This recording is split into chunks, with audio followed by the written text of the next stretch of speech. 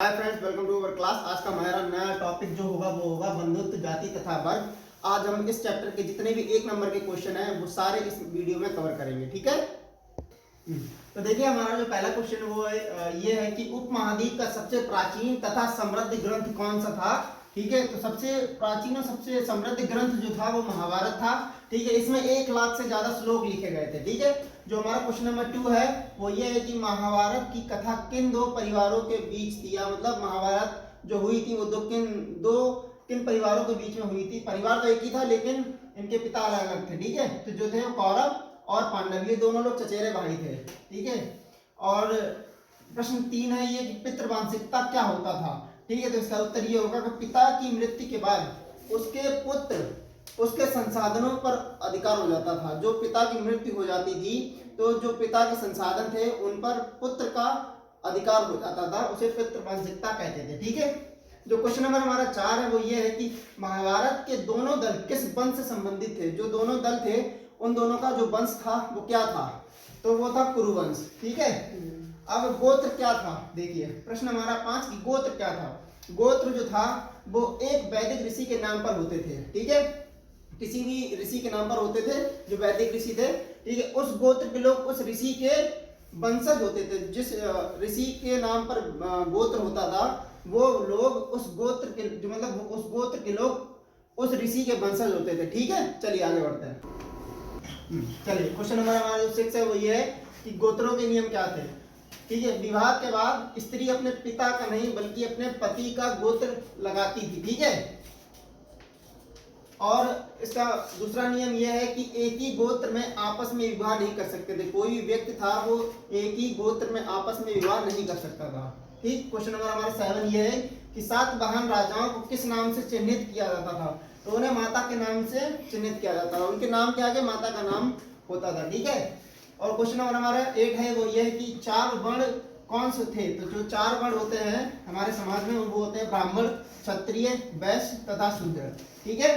Question number 9 हमारा यह है कि ब्राह्मण लोग शक शासकों को क्या मानते थे। तो वो लोग मलेच्छ और बर्बर मानते थे। ठीक है। क्वेश्चन नंबर हमारा 10 ये है कि महाभारत की भाषा क्या थी। जो महाभारत लिखी गई थी वो संस्कृत भाषा में लिखी गई थी। ठीक है। क्वेश्चन नंबर हमारा 11 है ये है कि आख्यान और उपदेशात्मक क्या होते थे।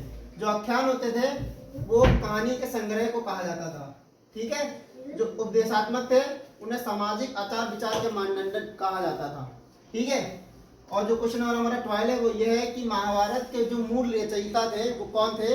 तो जो मूल रचयिता थे वो भाट सारथी थे जिनको सूत कहा गया। ठीक है। और क्वेश्चन नंबर हमारा 13 ये है कि महाभारत के साहित्यिक रचनाकार कौन थे। जो साहित्यिक रचनाकार थे वो ऋषि वेदव्यास थे। ध्यान रखिएगा, ये मूल रचयिता थे, ये साहित्यिक रचनाकार थे। ठीक। और क्वेश्चन नंबर 14 ये है कि कुल और जाति शब्द क्या थे। इनका अर्थ क्या था। तो कुल का अर्थ होता था वो परिवार के लिए था। ठीक है। और जाति क्या होती थी, जाति एक बड़े समूह को जाति कहा जाता था। ठीक। और क्वेश्चन नंबर हमारा जो 15 है वो ये है कि इंद्र कौन थे। ठीक। तो युद्ध तथा वर्षा के देवता थे इंद्र जो थे, और लोग पुत्र प्राप्ति के लिए उनसे प्रार्थना करते थे। ठीक है। चलिए क्वेश्चन नंबर हमारा जो 16 है वो ये है कि गौतम और वशिष्ठ कौन थे। ठीक है। ये दोनों जो थे वो ऋषि थे। आपने कभी सुना होगा कि गौतम ऋषि, वशिष्ठ ऋषि। ठीक है। तो ये दोनों व्यक्ति जो थे वो वैदिक ऋषि थे। ठीक है। अब क्वेश्चन नंबर हमारा 17वां है कि ये है कि गांधारी कौन थी। जो गांधारी थी वो कौरवों की माता थी। ध्यान रखिएगा। और क्वेश्चन नंबर 18। ठीक है। ऋग्वेद के पुरुषसूक्त क्या था। जो ऋग्वेद में पुरुषसूक्त था वो क्या होता था। ऋग्वेद के अनुसार जो पुरुषसूक्त थे वो क्या था, पुरुष सूक्त। ठीक है। ध्यान रखिएगा। इसके अनुसार वर्ण व्यवस्था का उदय आदि मानव यानी पुरुष की जो बलि थी उससे हुआ था। ठीक है। जिसका मुंह ब्राह्मण हुआ। ठीक है। जो भुजा थी, हाथ जो था वो क्षत्रिय हो गया। जंगा जो थी जांग। ठीक है। ध्यान रखिए, जांग जंगा जंगा थे, उससे उत्पत्ति हुई वैश्य लोगों की, और पैरों से उत्पत्ति हुई शूद्र लोगों की। ठीक है। इसके अनुसार पुरुषसूक्त के अनुसार। ठीक। पुरुषसूक्त के अनुसार ये सारी चीज हुई थी। ठीक। अब हमारा क्वेश्चन नंबर जो 19 है वो ये है कि चांडाल कौन होते थे। ठीक है। चांडाल वह लोग होते हैं जो समूह की अंत्येष्टि करते थे। ठीक है। तथा मरे हुए जीवों को छूने वाले व्यक्तियों को चांडाल कहा जाता था। ठीक है। क्वेश्चन नंबर हमारा जो 20 है वो ये है कि भगवत गीता क्या है। महाभारत में सबसे महत्वपूर्ण उपदेशात्मक अंश है जो श्री कृष्ण द्वारा अर्जुन को दिया गया उपदेश था। ठीक है, चलिए क्वेश्चन नंबर हमारा 21 है कि मातृवार्षिकता क्या होती है। ठीक है, क्या थी? जब वंश परंपरा मां से जुड़ी हो तब मातृवार्षिकता होती है। ठीक है, जब वंश परंपरा मां से जुड़ी होती है तब मातृवार्षिकता होती है, ध्यान रखिएगा। अब क्वेश्चन नंबर हमारा जो 22 है वो ये है कि स्त्री धन क्या था। ठीक, स्त्री धन क्या होता था? विवाह में जो उपहार मिलते थे उन पर सिर्फ स्त्री का अधिकार होता था। ठीक है, उन पर पति का कोई अधिकार नहीं होता था, उसको स्त्री धन कहा जाता था। ठीक है, अब क्वेश्चन नंबर हमारा 23 है 23 है क्वेश्चन नंबर, वो ये कि वर्ण और जाति में अंतर क्या था। जो वर्ण थे वो सिर्फ 4 थे। ठीक है, जो जाति होती है उसकी संख्या कोई निश्चित नहीं होती है। ठीक है, परंतु इन दोनों में एक सिमिलरिटी होती है, एक जैसी चीज दोनों में होती है। ठीक, क्या होती है कि जो वर्ण और जाति होते हैं वो दोनों जन्म पर आधारित होते हैं। जो व्यक्ति जिस कुल में या जिस वर्ण में पैदा होगा, ठीक है, वो दोनों सेम होते हैं। ठीक है, तो वर्ण और जाति दोनों जन्म पर आधारित होते थे। ठीक है, चलिए क्वेश्चन नंबर हमारा 24 ये है कि मनुस्मृति क्या था। आप ध्यान रखिएगा, इससे पहले जो वीडियो थी उसमें भी पूछा गया था कि मनुस्मृति क्या थी। एक बार और ध्यान सुन लीजिएगा। धर्मशास्त्रों तथा धर्मशास्त्र का सबसे बड़ा ग्रंथ था। ठीक है, इसका संकलन लगभग 200 ईसा पूर्व से 200 ईसा के बीच हुआ था, ध्यान रखिएगा। ठीक है, हाँ क्वेश्चन नंबर हमारा जो 25 है, ये कुछ शब्द आए हैं चैप्टर में, ठीक है, जिनका मतलब क्या होता है। ठीक है, जिनका अर्थ क्या था, ध्यान रखिए। एक चैप्टर हमारा पहला जो शब्द है वो ये है कि बहिर्विवाह क्या होता था।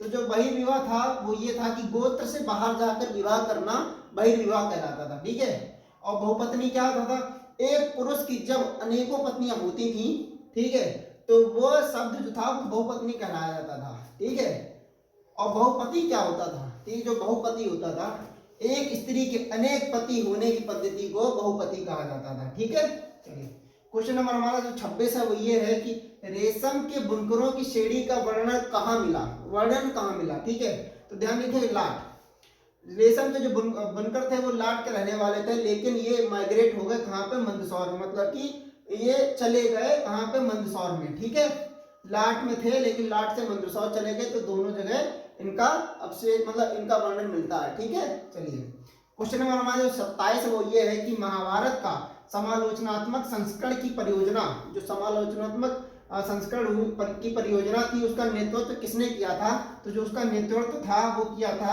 BS सुखथांकर। ध्यान रखिएगा, लोग सुधांकर लिखे आते नहीं, सुखथांकर। ठीक, कब किया था? 1919 में। ठीक है, चलिए हमारा अब इस वीडियो का लास्ट क्वेश्चन। तो हमारा क्वेश्चन नंबर जो 28 है वो ये है कि किसने मेरठ जिले के हस्तिनापुर नामक एक गांव में उत्खनन किया था। तो जो इसका उत्तर होगा वो ये होगा कि BB लाल ने इसका उत्खनन किया था। कब किया था? 1951 से लेके और 1952 के। ठीक है, चलिए आज का हमारा चैप्टर यहीं खत्म होता है। अगर आपको ये वीडियो पसंद आई हो तो वीडियो को लाइक करें, अगर आप इस चैनल पर नए हो तो चैनल को सब्सक्राइब करें। ठीक है, थैंक यू सो मच।